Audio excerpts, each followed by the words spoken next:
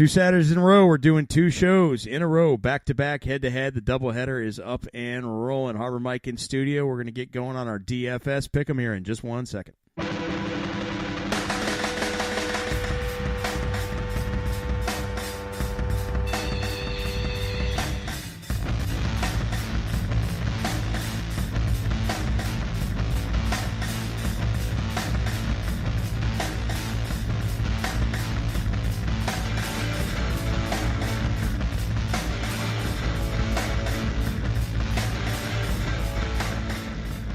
What's up, line listeners and those weirdos out there that tune in on Saturday afternoons to hear our DFS pick'em? You're listening to the Line Sports Talk. I'm your host, TL. On the line, Harbor Mike, the fantasy guru, the DFS master. Mike, what's up, buddy? What's going on, buddy? How you doing, TL? I'm good, man. I'm good. I'm actually celebrating some victory from last week. The gambler broke even. I had myself some good numbers. Say it again. I said, did you take some of our advice?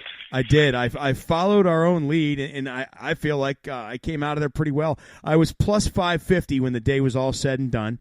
That money is going to stay in the kitty to get dumped right back into that pretty little pot that is the AFC NFC Championship weekend. There are 4 games to choose from. This is really the representation of the last 2 games aside from the Super Bowl that matter, and I'm leaving the money in there. I'm going all in this weekend. I'm going to try to dump it all right on that. I'm going to dump it all right in the pile and just see what happens, dude. Because it gets, as you start to narrow it down to these couple games, it's starting to get complicated. Well, yeah, this is when you need $500 to win anything. It is. You're right. We broke shit down last week, certain games, especially the Tennessee game, and then we nailed out Vance McDonald in the Pittsburgh game. Some of those guys just spoke to you as far as costs, the way the offense would play out. Well, they definitely spoke to you. Yeah, you don't have that this week, which is dangerous because they all seem to kind of fall into the same value with only maybe 1 or 2 wide receivers that are even feasible. Let's say if you were playing daily fantasy on a normal Saturday, whatever, you would maybe pick them. Other than that, none of these guys really stand out as starts this week. Well, let me before we get totally rolling into it, I want to go over last week's perfect lineup. And okay, I have that right here in front of me as far as FanDuel went. I'm almost embarrassed to tell you, but just so the listeners out there know how dedicated I am to this, I had 92 entries last week. Yeah. That's awesome. Yeah, everybody go ahead and suck on that. I had 92 entries, 38 unique combination lineups. My roster breakdown, represented 8 teams, of course. 54% of my players won their games. 59% of their players were on home teams. My best value pick of the day was Ben Roethlisberger at 37-36. He was almost 4 7/8 times his value. But the perfect lineup. And this is where you're getting your pat on the back here, dude, because you hit a couple of these guys on the head, even named them by name, buddy. The perfect quarterback in the perfect lineup was Ben Roethlisberger, followed by Le'Veon Bell and Leonard Fournette. Your receivers were Antonio Brown. So we've named some pretty obvious chalk right there with your first 4 players. But here's where you came in. Corey Davis was somebody you were leaning on and pushing heavy. Corey Davis was 20.8 points. Great start at 5,400. Danny Amendola, we both missed out on him on Amendola at 5,200. He put up 16.7 points. He had like 11 catches. Vance McDonald was your go-to hero last week, so great call right there on you at 4,500. You were in just under 2%, 1.85% loved Vance McDonald last week and had the gonads to start him, 16.2 points. That, in my eyes, my man, was the start of the week. 1.85%, 16.2 points, Vance McDonald. The other side, the kicker, Kai Forbath, at 4,900, snuck in there with 14 points. And your New England defense at 9 points topped out the perfect lineup. Now, other defenses, of course, scored higher than they did, but you wouldn't have been able to avoid them. That salary topped out at 59,400. The total points for that lineup that we just went over was 205.66. So today, we got a target to shoot for. I got nothing else to talk about until you're ready to roll, so let's ring that bell. Ding, and ding. get to class, homie. Let's go. So start talking, man. You tell me all about it. Man, I got to take the same approach that I did last week with who's standing out to me, like the Vance McDonald's. But basically at every position, I now have to do that. So where you might be inclined to go with the Tom Brady, and let me tell you, this week, when you do go with your Tom Brady, as far as the other skill positions I've been concerned with, you don't alienate yourself this week by going with your high chalk quarterback or other skill positions. Okay. I mean, you're going to have to shuffle it around, and you're going to be able to start lineups, let's say, with Brady and Gronk, and then you're going to fill in with guys, and it's such a crapshoot that you're not just going to put in Fournette and Thielen and all the best guys. I mean, they're going to be in your lineups, but it's going to be a salad of guys, and you're going to look at it, and you're not going to be really sure of the whole thing. Did you say a salad? Well, okay. Did you say salad? Yes. That's awesome. Like a salad. It's just going to be a mishmash of shit where you might be doing lineups where you'll stack your wide receivers, let's say Minnesota. You know, you're going to have to just do combos. And like you said, this week is the week if you got $500, spend it because it's our last chance. Because, you know, it's even harder next week or in 2 weeks when they combine the Super Bowl with the Pro Bowl. Good luck figuring that one out. That is a legit random crapshoot where this isn't really about random at this point in the year. There is marks, there is targets here, and it's about, to me, and it's always about me, finding undervalued assets. It's just as if you're doing investing. You got to find, like that Vance McDonald was an undervalued asset that not everybody saw. You bought low and rewarded yourself high. Well, it made sense to me when you look at the different variables on how are you stopping, and that's how I'm formulating the team this week. If I'm, you know, with my limited knowledge on football as far as how coaches are concerned, sure, how would I stop so-and-so and such and such? Now, we've seen, like, let's just take, and we're not fast-forwarding to talk about the position, but let's take, since we're talking about Vance McDonald, the tight end position, last week's game. Vance McDonald doesn't stand out to you the way, let's say, Rob Gronkowski does this week. Okay? So it's easier to pick Vance McDonald and keep your fingers crossed because you know they have to account for Gronk. Whereas last week they weren't accounting for Vance McDonald. They were accounting for Antonio Brown. They were accounting for Martavis Bryant. You're talking with the Jacksonville defense. I agree. Yeah, exactly. Juju Smith was being accounted for, certainly Le'Veon Bell. So there's guys that get lost in the shuffle, and those are the guys that seem to have the big day. And then when Vance starts coming on, they still have to say to themselves, "We'll let him do his thing in his 10-yard because we got to watch so-and-so and such." That's right. And he represented he represented that sacrificial pick. That sacrificial pick that we talk about all the time. The idea is to find a guy who, yes, he's your sacrificial cheap pick, but you got to find a guy who might just blow up for you, and that's what McDonald did.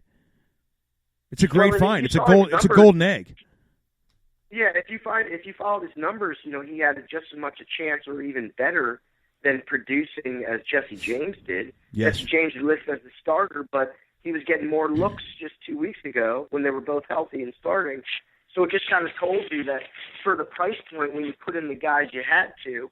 But again, this week we don't necessarily have that. I like lineups based on if you're starting a Tom Brady, then here's the lineup I like to do. And what I'm doing is I'm liking to, as long as I'm comfortable with each position, I'm not taking stabs in the dark and just throwing guys, but I like to not have many choices left at kicker or D when I get to this point. So I know I couldn't pivot, and at least I'm starting guys, I'm maximizing my lineup, I'm not going for necessarily chalk in one position or the other, but when I get done with it, I want it to be as unique as possible. And if I pick one of those weird or those Vance McDonald guys, and then I only have $100 or $200 left, then I know I can't get crazy and make 5 different variations of that pick. Yeah, you're just gonna have to pigeonholed in a sense, but that's the way that those numbers are set up to do to you. That there's only so many variables. And it's better this week because I'm so clueless. It's going to save me money. Why get hooked up? Why get caught up on doing 10 variations of one Brady lineup when I don't even know how well he's going to perform this week. Sure. You know? Well, let's do quarterbacks, and let's talk about Brady and this injury briefly. Me and Pepper Jack talked about it in the previous pod, discussing the pick'ems on this game. I think he's hurt. I really legitimately think that there is something to be said for this. I think Brady is hurt. I'm not going to go over the what I went into in the last podcast, but I do think there's something to it. I just also think he's going to play, and I think at 9,000 you have to have your lineups with Brady in it. Yeah, and I mean, if he just has a cut in his hand and stitches, and I mean, if it's taped up real well and then he's got a glove on, I mean, did he cut his hand open, or you know, I mean, to me. Without going too long into it again, apparently his right hand, his throwing hand, his thumb hit the chin strap buckle on the helmet of a defensive player, and it took the thumbnail off. Or in a position where it was cut by the thumbnail, and he did need 4 stitches. From what Ian Rappaport had reported, that there was just a ton of blood. And that, you're not a baseball fan, but Trevor Bauer for the Indians last season, 2016 season, took the mound in a playoff game after he had cut his finger playing with his drone. And he took the mound in the first inning after about 6 pitches, tore those stitches open, and just started bleeding everywhere. You had to come out of the game. Now, on the mound, you can't grease up a baseball with blood pouring out of your throwing hand. In the NFL, they can tape you up all day long. Right. Umpires made Bauer come out of the game. The officials aren't making Brady come out of the game because his thumb's bleeding. They're just going to keep him taped. And if he can still zip it and zing it, he's still Tom Brady. But, again. Well, I wasn't looking for that coming from him anyway. I saw a better chance at one of his running backs catching a screen pass scoring. And then I see Danny Amendola, not to get ahead of ourselves, but I see Amendola as being the dink and dunk little zippy guy, because I think, and we talked about this, I think Brandon Cook's going to be totally shut down. I think they're going to have to win a different way than Tom Brady dropping back. He's not going to have. I don't think he's going to have 300 and something yards. And I don't see him pushing the ball downfield either against this defense. I think that pass rush is going to force him to get the ball out quick. Last week Brady was like 35 for 53 for 337 against Tennessee with 3 touchdowns. Different scenario today. Exactly, which to me makes all the quarterbacks pretty much even, because you could have legitimate unfolding of games fall in each one of these guys' categories, and they could each throw 1 or 2. If you look at Keenum and certainly Bortles and Nick Foles, they're capable of running for touchdowns.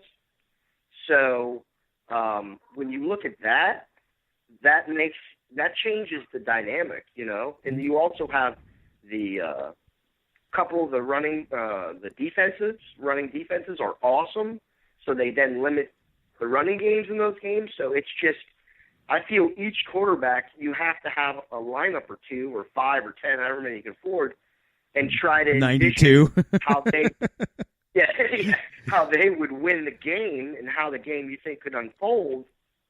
And you can't talk yourself out of the next time saying, okay, well, I'm high on Jacksonville here and here, I can't start this New England guy. I can't. You can't. Do sure. That this week We'll do this for me. Give me. I mean, look. There's only 4 quarterbacks to choose from, unless you want to see into the future and think that somehow or another Chad Henne's going to make his way to the field due to a Bortles injury. Look, don't laugh. Don't laugh. Somebody out there is going to start Chad Henne because he's 6,000. They're going to stack the lineup with everything else, and they're going to cross their fingers that Bortles gets hurt. Yeah, I mean it's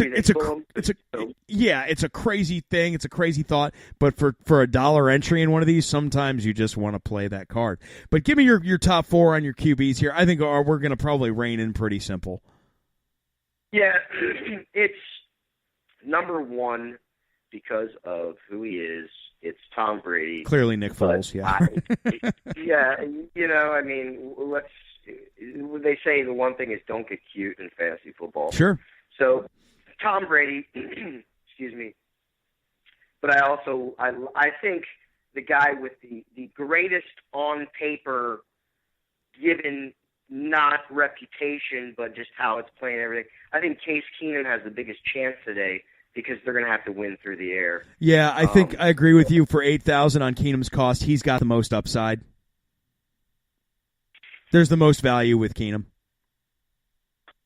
Yeah, so I like him at Plus, I don't know what I could see if they're getting their running backs involved. It's going to be their screen passes again. I think Brady and Keenum, and even to a degree Nick Foles, I think they win with the same blueprint because they're facing teams that can match up to what they want to do well. Mm-hmm. I don't think much on the ground from either Minnesota or Philly, and if it is, it's going to be it's going to be bullshit where one of the guys runs a touchdown in, but he has a mediocre day overall. Sure. Yeah, like Latavius Murray will have somewhere in the ballpark of 12 carries for, 27 yards and a touchdown. Yeah, I can see the short TD being worth the 6 points, and that might be what you're buying with some of these lesser-tiered running backs. Even like a LeGarrette Blount, he snuck in a touchdown last week too. And and that might be all, especially this week, because you liked him last week and he scored, and that was good. This week he might be gold because of that. Could be. So well, let's take that. Okay. So I'm going Brady, Keenum, and then I have to go Bortles because I think the overall output of the game, there's a chance for more points being scored. So Bortles could be the surprise. I like Jacksonville overall.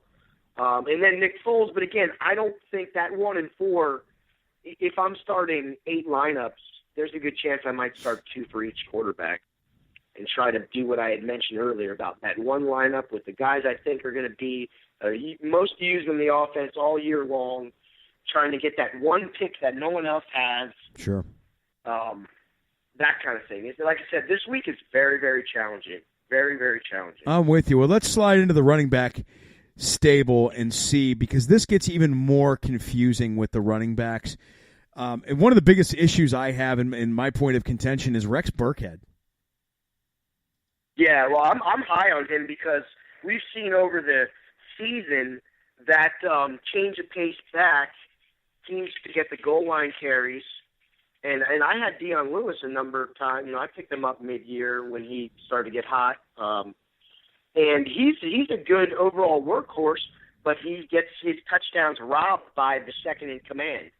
And we saw James White do that last week, whereas Dion Lewis had a better overall day, minus he didn't score.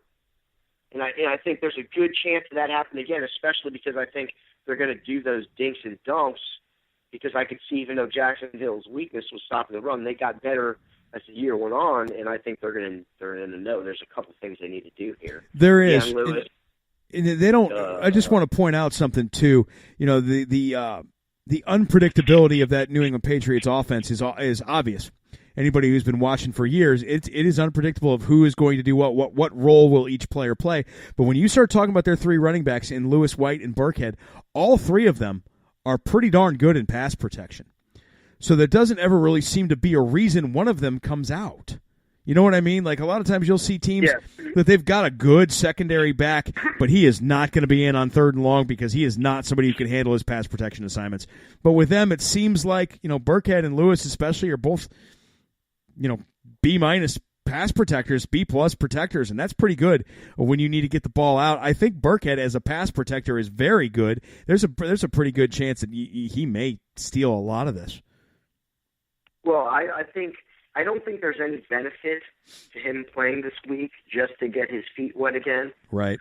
So if he starts this week, I think he's going to fulfill the same role he has all year. And you can see that both of those guys, it's not stupid to have a lineup where you have both of them in. Both Burkhead and White, or Burkhead and Lewis? Burkhead and Lewis. Okay. I don't think I'm cold on James White this week. Right. I don't think he gets used it much at all.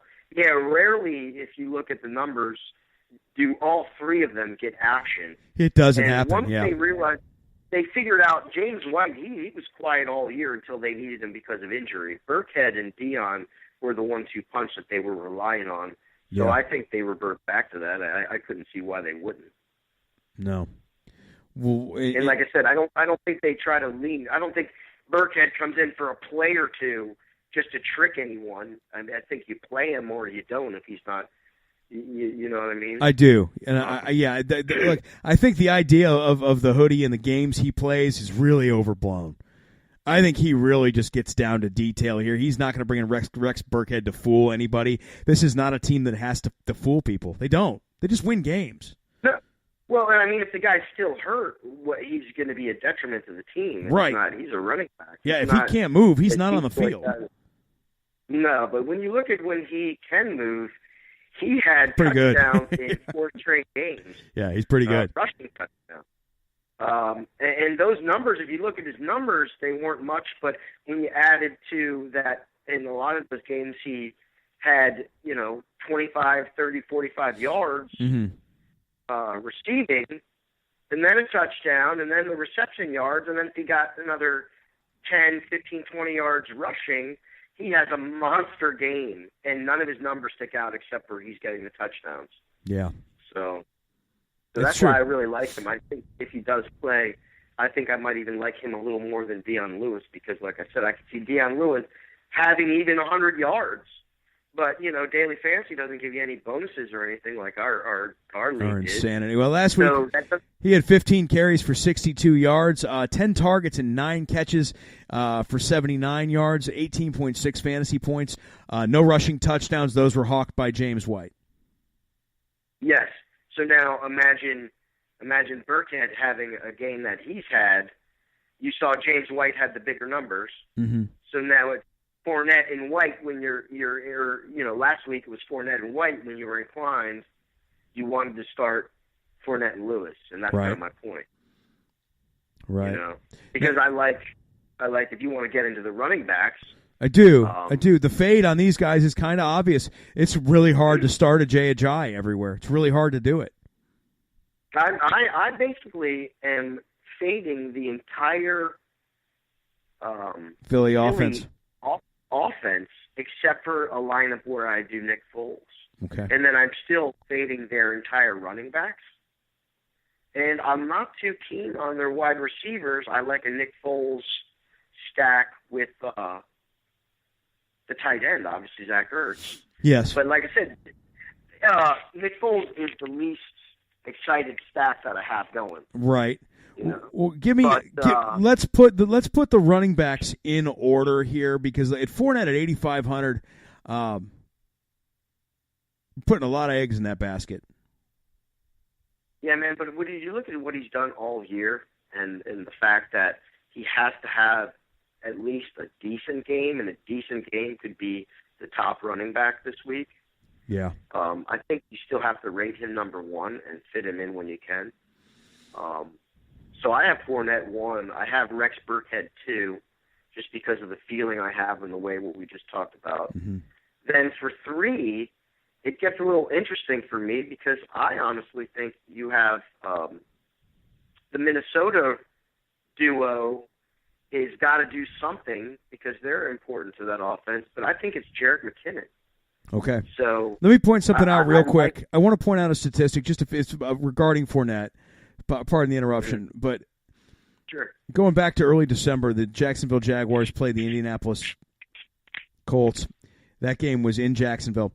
Indianapolis Colts was the 31st ranked defense in the NFL. So Leonard Fournette was a must start that week. 20 carries, 57 yards for a touchdown, 3 catches, 22 yards.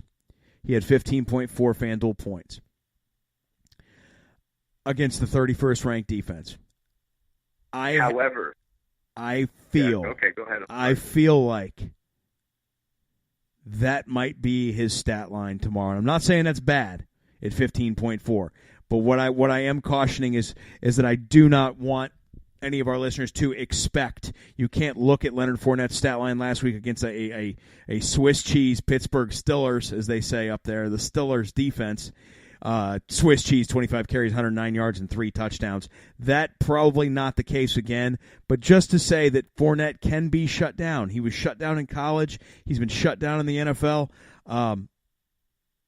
He can be shut down, so it might not be a bad idea to fade him in a couple lineups as well. Yeah, no, he's not. I don't think anyone you're relying on as your bread and butter this week. He's going to be like a 70% ownership. Yeah, see, I wouldn't do that at all. I would do because, like I said, when you want to do some lineups with the Tom Brady's of the world, mm-hmm. and you want to have Gronk in it, yeah, you can get Fournette in there, but you're not. There's nothing that says that's the lineup because right. Fournette is number one, and there's no confidence I have that he's going to score more than Deion Lewis or even Jerick McKinnon. What if Jerick McKinnon gets two touchdowns and then mediocre numbers and all the running backs have shit day? Right, then you're in great shape. Yeah, and there's no value in Fournette. Really, you're not looking at cost this week. I mean, you might get some unique lineups where, okay, you try to get greedy and pick every top-tier guy you could think, chalk guy you could think of. Right. And, yeah, you're going to come up short. But when you look at it, there's no way that has value to you. None of those guys are going to score that way. So we're not playing it like this. But given what Fournette did and how he's so important, you have to have him in a lineup. It's just chances are, I'm higher on Rex Burkhead just because I think all year long the Patriots have shown me that number 2 running back can do serious damage. Sure. And that's what they're going to need. And that he's not going to be the focal point. They're not going to say, okay, we're stopping Burkhead. They know they got to stop Tom Brady and stop Gronkowski, and then Deion Lewis has been money. They're going to have a short memory on Burkhead. Okay, well let's rank up the running backs and move on to that vast wide receiver category because there's a lot of targets through the air out there to talk about too. So rank me your top 4 in the running backs and pair that up. Okay, well I would have to say Fournette, Burkhead, then I'm going Deion Lewis. Okay. So let's do this. Let's do a Fournette and Deion Lewis and / Burkhead. So it might be wise to pivot your lineup because you'll probably be able to afford both. So one of those guys I'm pretty high on is going to have a decent day and high on a chance of being your man. So let's have, Fournette, then Lewis / Burkhead, and then I like Murray / McKinnon. Okay. And then I pretty much fade every other guy out there. I'm not going to put as much faith in Blunts, the Ajayis, the Yeldons. Right. And that's the thing. No one else is really left. Then it's really fluky. It is. It really is. So that's how I'm going with that. I think just to give fair respect because McKinnon can be cold and Latavius Murray could get it all done. And again, when I mean get it all done is just get 50 yards on the ground and a rushing touchdown and he'd be the man this week. That's right. It's going to take one guy and you got to have him. Yeah. So what do you think? What's your running backs? The Rex Burkhead scenario has me puzzled, and I'm going to stare at this for a day or so more. Just because first of all, I don't know if he's going to play and how much. He is still listed as questionable, which it doesn't mean. I'll read it to you here. He is listed questionable for the AFC Championship game after a week of practicing. He's been limited in a limited fashion. He's been practicing all week. Ian Rappaport had reported this week that Burkhead is expected to return to action. He missed the entire game last week. He was out. But if he does suit up, you can count on him. If they're going to put him in uniform, you can count on him seeing the field. I'm just not sold on any of it. I think you have to have Fournette in some lineups. You have to have Lewis in some lineups. You have to combine the two. But I'm going to go Fournette 1, Lewis 2, right off the top. I'm going to go chalk. And I did last week with Fournette and Bell, and that worked out pretty well too. But I'm going chalk there. I'm fitting Jerick McKinnon and Rex Burkhead in there at 3 and 4. My wild card is like you said, Latavius Murray. I think that Murray may have to be a big part of that game. So we think pretty much identical when it comes to running backs. And I think running backs is probably the safest bet when it comes to the logic we're trying to employ because they're the guys that get the ball the most. You should. That have the least to do, like wide receivers got to catch it and then, perform. Whereas handing it off, that's the reason why it's easier to kind of make running back choices than it is wide receiver choices. Yeah, if the guy's going to touch the ball 12 times a game, that gives you at least a chance. Well, you got to figure that Fournette's going to get 15 to 20 touches on the ground alone and maybe an additional 2 to 5 targets in the passing game. It is how it is. We got to move to receivers.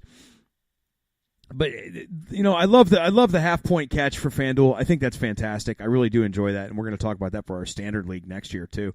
I like the idea, but yeah, we the two minds here think alike on running backs. I think you do have to go chalk lineups with your top three with quarterback and two running backs as well. But it does transition into wide receivers and show us where we can fit in. If you had commented on Rex Burkhead at 6,000, really opens up your wide receiver line. Yeah, you can do. It's kind of hard if you're starting a Gronk in the tight end position to go both chalk running backs and then go high all chalk in the wide receiver position too. But remember, we don't really want it. We want to mix it up too. We want that salad to. Yeah, you want it to be satiated. Yeah. So what I like is obviously I'm high on the wide receivers from Minnesota.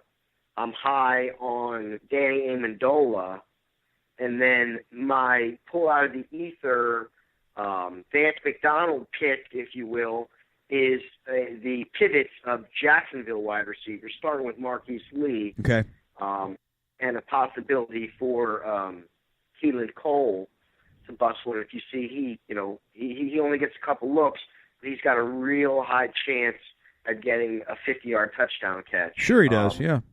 Big gains, and I think again he's a guy that could get lost.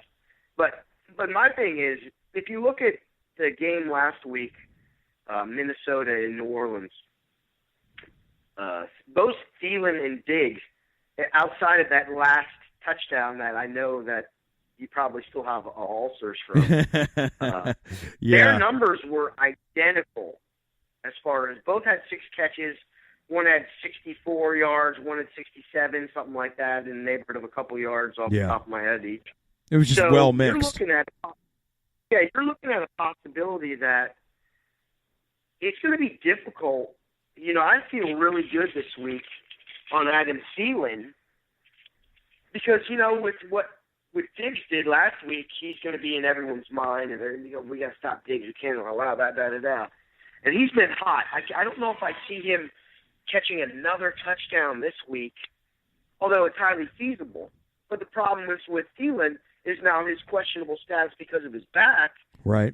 So I don't know how great I feel about any of these guys.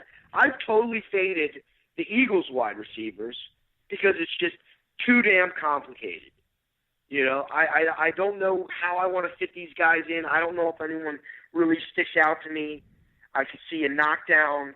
They're so good at covering the pass in Minnesota that it's just going to be fluky, whoever does. I don't think there's going to be any wide receiver from the Eagles that has a huge game and has a huge stat line, so he might get 3 catches and a touchdown and be there. But I think this might be a week where you can miss one of these guys and then still be competitive. There might be a few different ways to win, I guess is what I'm saying. Yeah, I think you're right. I think you're going to see some different combinations just because as this slate gets smaller, it just it lends itself to just that accident happening. How about let's talk about Tommy Bohannon with a touchdown last week, the fullback from Jacksonville.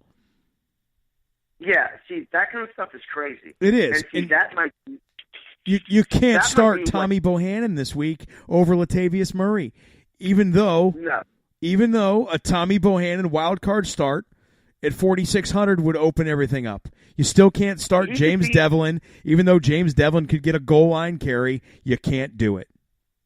No, and there's really no benefit to it because it's not like we're having to forego studs here. There's legitimate reasons why. Sure, you can't do a lineup with all chalk, but you can do like 8 of 10, and you're getting to a point to where there's no, you don't look at that and say there's a confident reason why you would do that. What happens if a guy like Brandon Bolden ends up with another 5 carries, 30 yards, and a touchdown again? And that's how, especially these late games are won. Yeah. And let's note, the weather is pretty good. Yeah, you're in the mid-40s everywhere. No wind, no snow, no ice. No, exactly. So you're not going to be really limited, but you're limited by great defenses and just, January football. Yeah, the talent on the field is really what this has become all about. Rank me some wide receivers here because, top to bottom, let me give you my side of that quickly. I'm taking guys like Brandon Cooks out of the equation. I watched him last week. Totally. I think, look, 9 targets. They were looking for him. They wanted him involved, but 3 catches, 32 yards. Tennessee's pass defense is bad. It's not a good pass defense. They just couldn't get Cooks in the mix. Just couldn't really get a groove going. This year, he really had one big game, 149 yards against the Raiders. I'm a Raider fan, as they know. Who cares? That Raiders secondary was shit, and Brady ate them for lunch. Now that I open my big mouth, you watch Brandon Cooks this week will roll out there and have 10 catches for 149 yards and 2 touchdowns. But well, like I said, I've totally faded him too. I'm putting Ramsey on him, and it's over. I think Ramsey shuts him down. I do too. But that's on these smaller slates, what I was getting at here is that's a good approach, I feel, to play the process of elimination game and check these guys off based on the defense they're facing and go with the guys with the better matchups. I think, like you mentioned, Amendola underneath has the better matchup. Again, he's going to be split out. He will be your slot man. He's going to probably see 6 to 10 targets again on the low end. And it's 6,400, there's value. They're going to be 10-yard catches. You would hope. We might have a situation where no wide receiver catches a touchdown this week. I mean, that's how it's feasible with the strength of the defenses. Completely not out of the realm of possibility. No. So, and I'm not saying I would bet on that or anything like that. I'm just saying this is how we have to think that it's so close in with the defenses and the matchups and at home versus away, all that. Nothing stands out that says start this guy. So when I broke it down, I went with the most prolific guys who's shown the consistency with the way the game is going to play out, yada, yada. That's why I took like an Alshon Jeffrey out. Mm-hmm. You don't think Xavier Rhodes can shut his big ass down? I think he can. So Jeffrey's out. Cooks are out. So I like Thielen and or Diggs. So it might be a lineup where you have Thielen and Diggs in with an Amendola. Okay. And then you went crazy. You got your Burkhead, and then you got a little crazy. I think Burkhead will be I don't know how hot people – see, this is what I'm trying to think of is who's starting them. You want that weird outlier, as you call them. Sure. And so but there's just no way of knowing. Really difficult. Yeah, this is what's really making it difficult. And with the wide receivers, I'm trying not to get cute, so I got Adam Thielen 1, Stephon Diggs, and we could say him and Diggs could be 1/1A, 1B, yeah. like the yeah. And then I like Amendola for sure. And then I told you that I like a Marquise Lee or Keelan Cole. Mm-hmm. I don't, like I said, I'm not like excited about what they've done all year or whatever. I'm just thinking Jacksonville, if the game plays a certain way, I think the Patriots are going to be able to score on them. So they're going to have to keep pace. So I really like Keelan Cole because I know no one's going to start him. But the money, his value, his dollar amount may force him into the lineups. Well, and that's what I'm saying. You kind of get to a point where you're looking at this and, I'm a little underwhelmed with Chris Hogan. I think he's going to have a big game. You do? I really do, just because it sets the idea of the normal tempo that is the New England Patriots offense. They don't do one thing week to week like they did the week before. Hogan got his looks last week. Amendola looked like the focal point of that offense. Hogan had 4 targets, 1 catch, 4 yards. I mean, it was a dud of a day. He did have a touchdown late, but other than that, it was a dud. I just feel like they used that dud the week before to spring him into action the following week. That might be my outlier is Chris Hogan at 6,100. Well, and you know what? That's not a bad deal because with him being Marquise Lee's price point at 6,100, then there's your pivot because right, it's a smart move. And then you're looking at least the one lineup I have right now. It doesn't leave me out. I can put it in. One challenge I saw this week is, stacking lineups and getting to the kicker and or defensive slot, not being able to go with certain. Oh yeah, you're getting pushed out of guys you want. Yeah. So that might be a really good call because, there were some lineups where I wanted Marquise Lee in there, and I couldn't go Jacksonville for the defense, and so it'd be nice to then go Hogan, and then I can. I see. Because that's kind of, how we got to do it this week. So, yeah, good call on Hogan. I'll make a note of that, and I am going to pivot him when I can. I definitely like Amendola more. But again, this third wide receiver spot, I really don't have any confidence in at all. No, I'm trying to get the guy to get any points at all and have no one else start him. I like Jarius Wright. We've got to slide forward here, but I do like Jarius Wright quite a bit at 4,900. I just think now here's a guy in Jarius Wright who didn't have the greatest of seasons, but didn't have a terrible season. He just has the ability to hawk. Guy. Say it again. He's just the number 3 guy. That's it. What can you say when he's not? He wasn't supposed to have a huge season. Nope, not spectacular. Not spectacular. They really focus on their ones and twos. But here is a guy who at 4,900 could hawk that one big touchdown, and he could be your outlier. I'm going to have lineups with Jarius Wright in them. I'm certainly not going to have lineups with Laquan Treadwell. He is a guy that they've had high hopes for 2 seasons, and he just does not pan out. I want to say he was on the field for maybe a snap last week. I don't know. I recall seeing him briefly, but that's just so scary. Kenny Britt is a long shot at 4,500 for the Patriots. Who knows if he even suits up? Stay away from those kind of long shots in the wide receiver recommendation. Alan Hearns didn't have shit for a week last week against Pittsburgh, but at 5,300, he could slide into that slot as an experienced player. So could Torrey Smith in Philadelphia. We do have to move right along to tight ends quickly. So if there's anything you want to add to wide receivers, now's the time. Yeah, just the only reason why I'm cold on certain guys, keep in mind, Keelan Cole's way more explosive than Alan Hearns.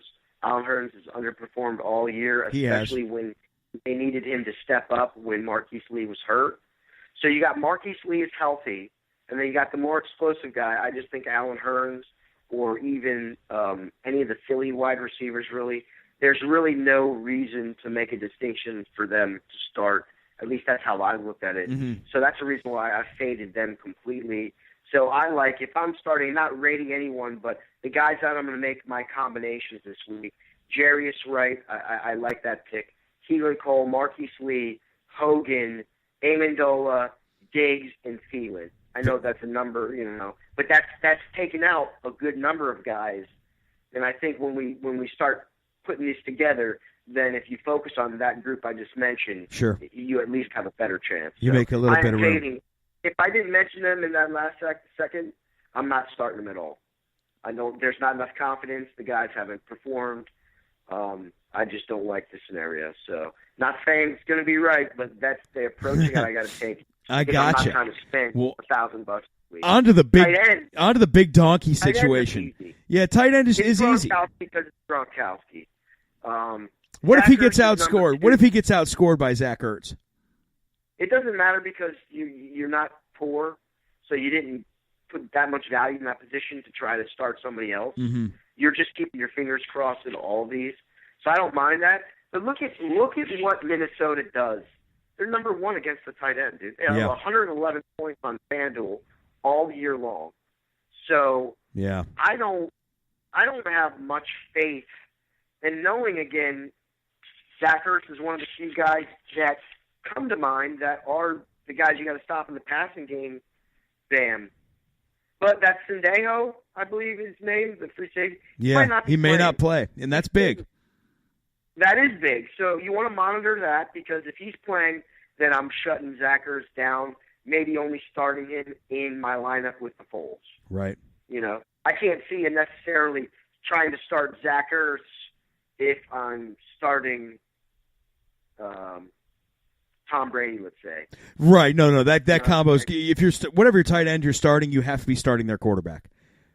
I don't think so, except for Case Keenum. You can do Keenum Gronk. When you do, yeah, exactly.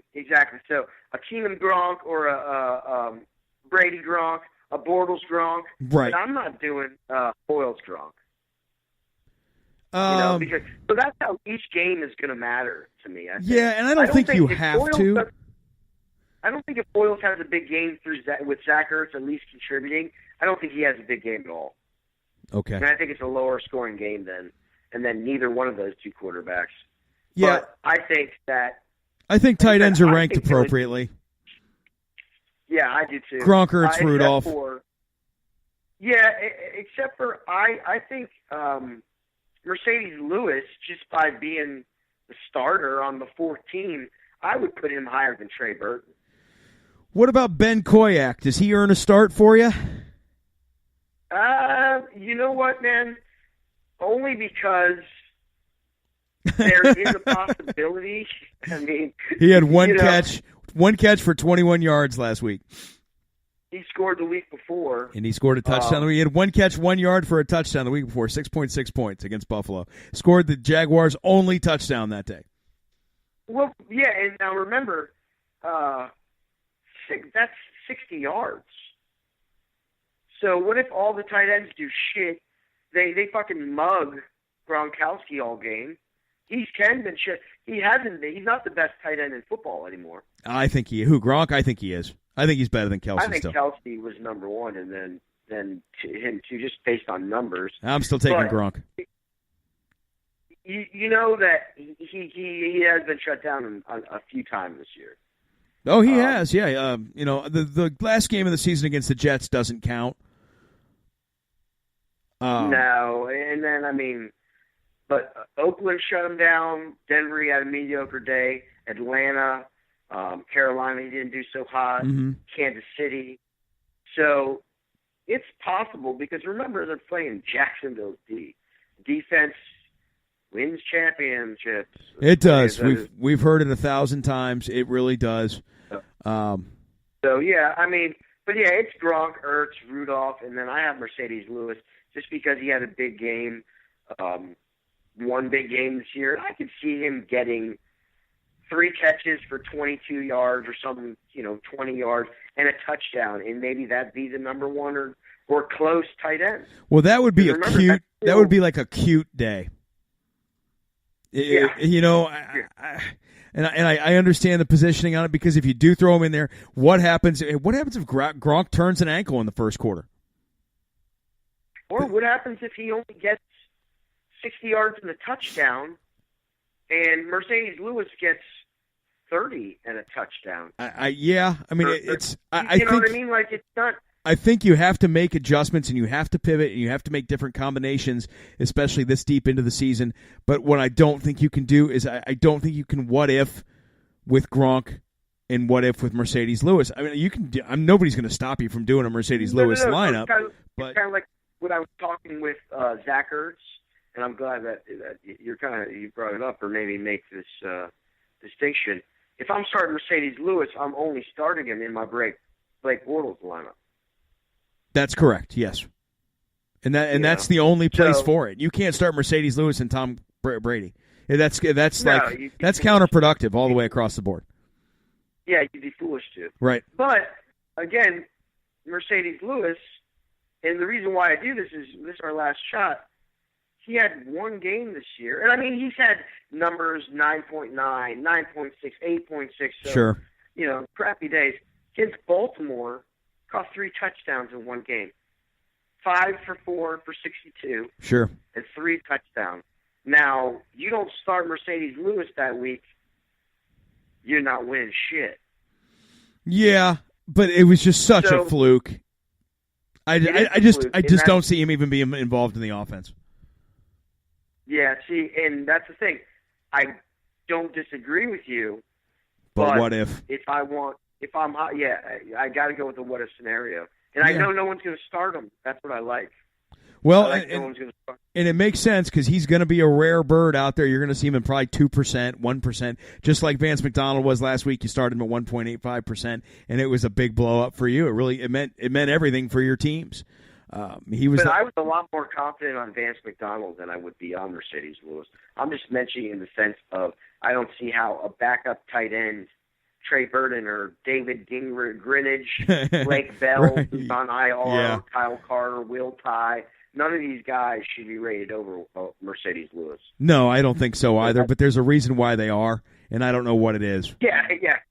Yeah, well, I think, I don't either. I mean, how do you have this Blake Bell guy who's on IR, who's averaging 1.8 points a game? Weird, right? Who hasn't played since the middle of, I don't understand that at all. It's almost like they're daring you. You know what I mean? Like maybe that's the universe saying, "Hey, man." I am telling you, if you're going to start, and mark my words, we're going to move on to defenses and shut it down after this. But if you're going to start in a Jacksonville Blake Bortles stack, if you're going to start a tight end, sure, start Mercedes Lewis in one. But do yourself a favor, do everybody involved a favor. Start Ben Koyak in one of them at 4,500. Koyak got targets last week. I don't think Mercedes Lewis had a target last week. He did. He had one target. One target, no catches. Never went back to him. He's not on an injury report, but something is odd there. Something is rotten in the state of Denmark. At 4,500, at least you know that they may look at Ben Koyak's way at some point or another. I think there's going to be a point in this game where Jacksonville is going to be playing from behind, and they're going to have to air it out. And that's garbage time points. That's what I'm thinking, and that's the reason why I was high, not to revert back to wide receiver, but that's the reason why I was high on a Keelan Cole or a Marquise Lee. I think they're going to have to score points in the air. So at some point, yeah. Yeah, so it's not – so I guess we're just breaking down the scenarios. But, I would start Mercedes Lewis in one lineup, but I'm glad we have the money this week. I would really rely on Gronkowski as my guy. I think it's the call. You're just going to have to score in your wide receivers and pick out the guy that's going to get it done. You're just getting lucky. That's what I think. Let's do this to close out that tight end category. Rob Gronkowski is going to be owned in 80% of the leagues. 85. He's going to be like your Le'Veon Bell was last week on the Sunday-only slots. He's just going to be a juggernaut as far as ownership goes. So either you're going to be part of that 85% or you're going to be part of the 15%. And it can go both ways. Being part of that 15%, if Gronk has a shit day against a great defense, it could be really beneficial. Being part of the 15%, if Gronk has 9 catches, 116 yards, and 2 scores, you're going to be taking that lineup and wiping your rosy red butt chop with it because it's done and gone. That being said, I think you got to be part of the 85 and own Gronk. Yeah, it's smart. It is. Yeah, it's the high play. It's the high play. Let's roll into our kickers and defenses. Kickers shouldn't take long at all. I think that based on the money, Jake Elliott's a nice play at 51. Kai Forbath at 49 is probably my favorite play out of all of them, just because he is moderately priced. I agree. Yeah, so I'm gonna go Forbath, Elliott, Gostkowski, Lambo last. I'm going Forbath, Elliott, and Lambo and Gostkowski.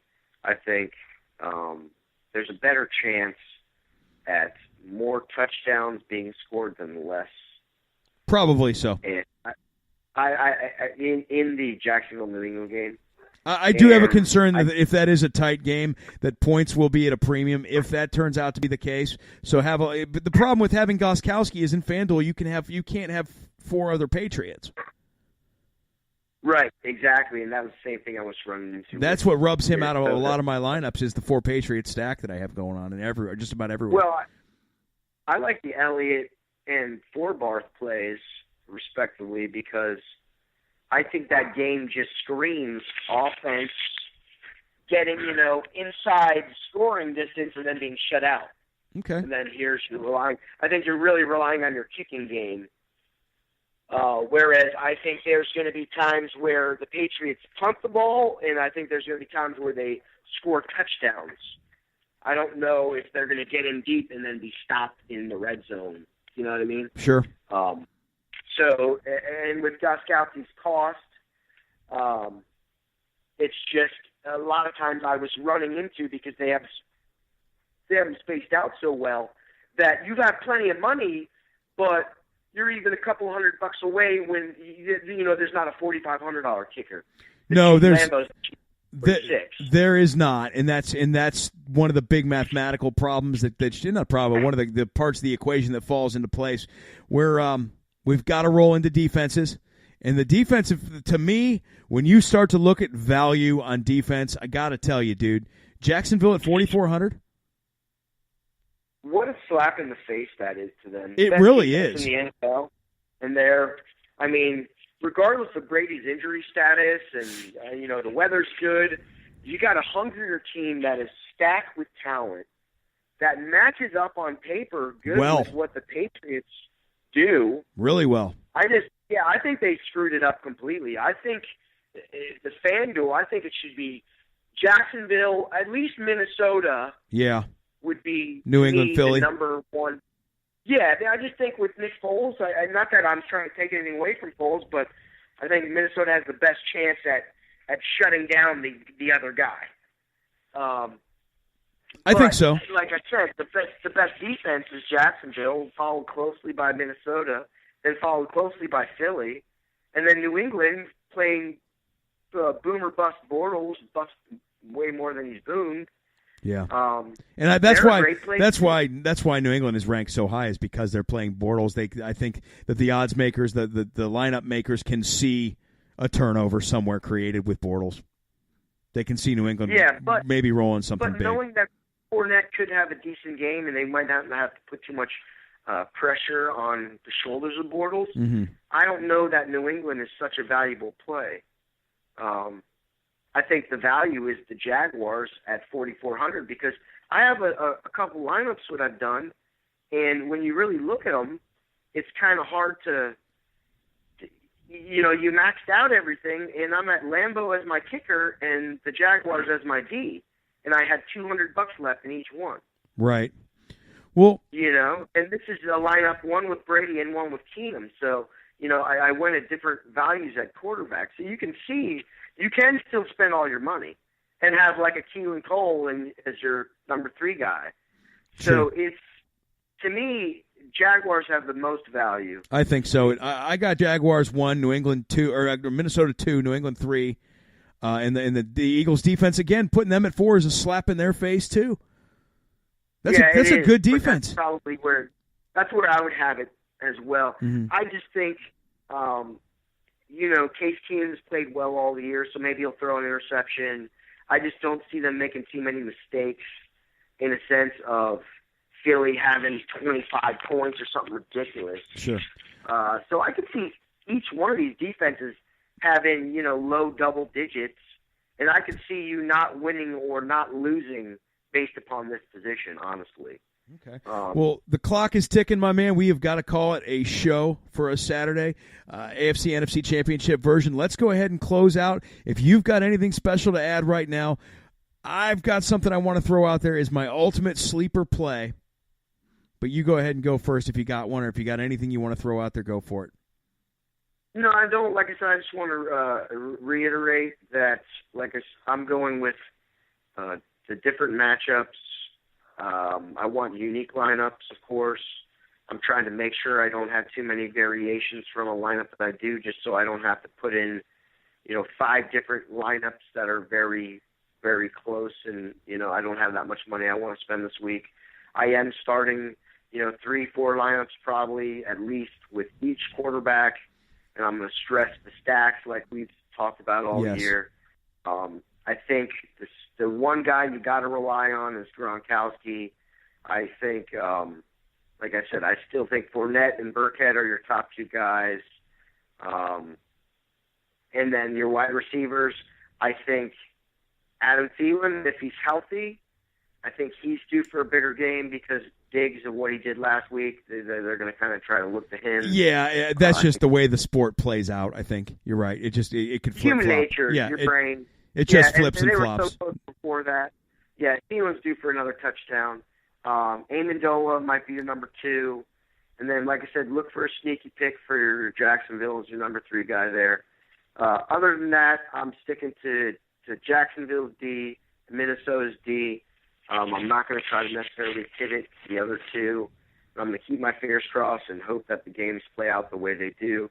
And then if I do that, then the kicker just falls into place because then my money dictates it for me. So cool. That's how I'm going to fall in. I'm gonna fire off. I'm gonna fire my long shot across the bow here. This is something that look, I'm not making any guarantees, but it's just a sneaky play that I don't love necessarily in FanDuel as much as I do like in some DraftKings lineups where you can sneak in this cheap player. I envision that Minnesota defense to have hot pursuit all day long, keep Nick Foles moving in a pocket that he can't create movement in. Watch the Philadelphia Eagles and Doug Peterson, who is calling that offense. Watch Corey Clement somehow or another be part of the short passing game. If they can dump the ball off to Clement, screen passes, will introduce a little bit of bubble screens and things to guys like Nelson Aguilar. This is sleeper stuff here. But the reason why it's intriguing to me is up front, that Minnesota Vikings defense is very, very good against the run, but they are very big and they are very fast. Everson Griffin up the field is a maniac. So when these guys pin their ears and they get up the field, like Atlanta was able to do against Los Angeles a few weeks ago, they pin their ears back, they get up the field, and they have this quick rush, mad dog defenses. Screen passes slows that rush down.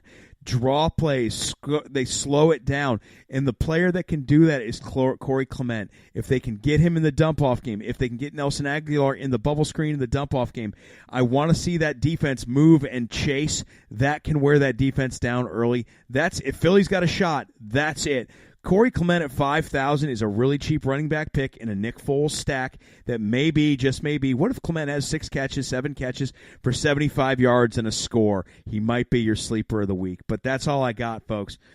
Mike, thanks for joining us, dude. We hit the hour mark. It's the last DFS of the season that we know of, unless we decide to do a Pro Bowl one. Anybody out there listening, please comment on Twitter, ask more questions, keep the banner going back and forth. We love to hear it, and thank you guys so much for a great season. On that note, kid, well, we all know nothing's guaranteed, so let's get it rolling out of here. Harbor Mike, tell everybody happy weekend. Happy weekend, everybody. All right, folks. Ladies and gents, take it easy, man. We'll talk to y'all later.